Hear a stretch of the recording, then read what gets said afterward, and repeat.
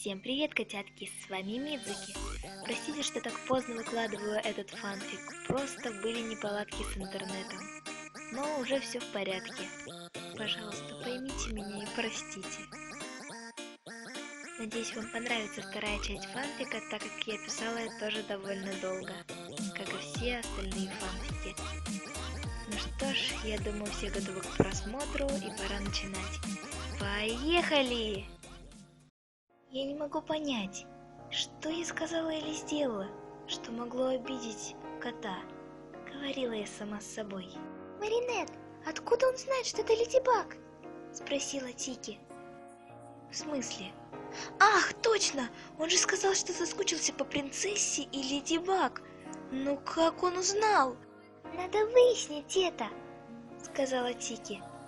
Завтра. Он придет завтра. Я обязательно разузнаю, знает ли он настоящую личность Леди Баг. Мы с Тики легли спать. На следующее утро. Маринет, ты опаздываешь, собирайся поскорее, поторопила меня Квами. Все, пошли. Я пришла в школу, зашла в кабинет химии и быстро села на свое место.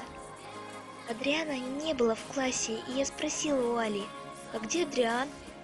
Я не знаю. Я спрашивала у Нины, и он тоже не знает, ответила мне Али. Я печально вздохнула и начала слушать учителя. Все уроки прошли, и Адриан так и не пришел. Я с грустным выражением лица пошла домой. Пришла, сделала уроки, покушала, и тут пришел кот. «Ну привет, принцесса! Ты чего такая грустная?» – спросил кот. «Просто дело в том, что Адриан сегодня не пришел в школу». «Да не грусти, он завтра обязательно придет», – уверенно сказал кот. «Слушай, а ты не знаешь, кто Леди Баг без маски?» – тихо спросила я. «Нет, не знаю, хотя очень хочу». «Почему спрашиваешь?» «Понял, ты раскрыла Леди Баг?» – радостно спросил кот. Фу, нет, ты что, просто сама интересно. Ясненько. Эх, знала бы ты, как я скучаю по ней. Куда бражник дел всех злодеев? Уже неделю ничего не происходит. Тут раздался очень громкий звук. Котяра, ты накаркал. В смысле? Я же не ворона. О боги, что это?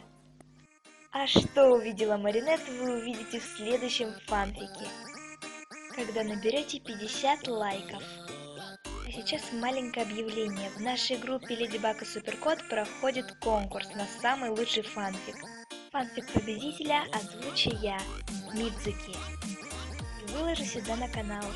Правила вы можете почитать в нашей группе, ссылку которой я оставлю в описании. Ну что ж, всем добра и всем пока-пока!